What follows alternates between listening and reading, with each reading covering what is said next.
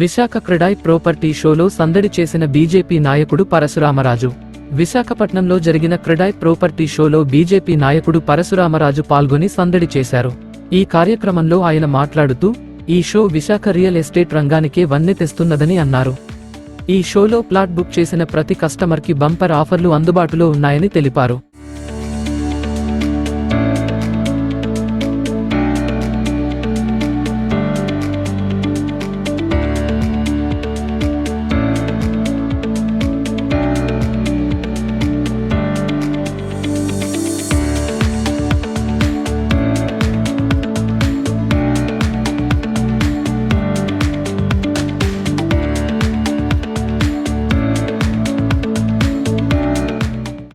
ఈరోజు మన విశాఖపట్నంలో 9వ ప్రాపర్టీ షో జరుగుతుంది. క్రెడాయ్ వారు దీన్ని కండక్ట్ చేస్తున్నారు. దీంట్లో విశాఖపట్నం డెవలప్ అయ్యే ప్రాజెక్ట్స్ అన్నీ కూడా ఒక ప్లేస్కి రావడం వలన ప్రజలందరికీ చాలా ఆనందంగా ఉంది. ఎందుకంటే ప్రతి చోటకి వెళ్ళి వాళ్ళ ప్రాజెక్ట్స్ చూసి బ్రోచర్లు తీసుకోవడం ఎన్ని కష్టం. ఒక ప్లేస్కి వస్తే ఏ ప్రాపర్టీ ఏ రేట్లో ఉంది, ఏ ఏరియాలో ఉంది, దాని ప్రాపర్టీ యొక్క తాలూకా డీటెయిల్స్ అన్నీ కూడా ఇక్కడ మంచిగా డిస్ప్లే చేశారు. చాలా బాగుంది. ఇది 9వ ప్రాజెక్ట్ అండి. నేను క్రెడాయ్ మెంబర్ని.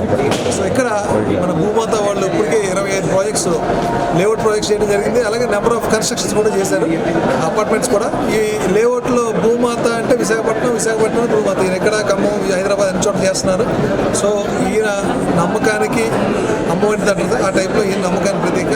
ఇక్కడ డబుల్ రిజిస్ట్రేషన్ అటువంటి టెన్షన్ అక్కర్లేదు.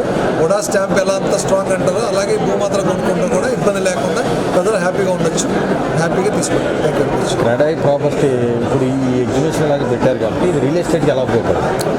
రియల్ ఎస్టేట్కి విశాఖపట్నంలో ఎన్ని ప్రాపర్టీలు ఉన్నాయి, డెవలప్మెంట్ ఉంది ఇక్కడ చూస్తే తెలుస్తుంది. నెంబర్ ఆఫ్ ప్రాజెక్ట్ అన్ని హైరేజ్ అపార్ట్మెంట్స్ వస్తున్నాయి, అన్ని లేఅవుట్స్ వస్తున్నాయి, అన్ని వస్తున్నాయి, ఇక్కడ చూడొచ్చు. రియల్ ఎస్టేట్ డౌన్లో ఉంది, ఇబ్బందులు పడుతున్నారు. ఏపీలో రియల్ ఎస్టేట్ లేదు, హైదరాబాద్కి తరలిపోతుందని విమర్శలు వస్తున్నాయి. ఎలా చూడొచ్చు? ఏపీలో రియల్ ఎస్టేట్ దీన్ని న్యాచురల్గా పెరిగేది, గవర్నమెంట్ వాళ్ళు పెరిగేదేం కాదు. న్యాచురల్గా ప్రశాంతమైన నగరం కాబట్టి ప్రతి వాళ్ళు ఇక్కడ ఉండాలనుకుంటారు.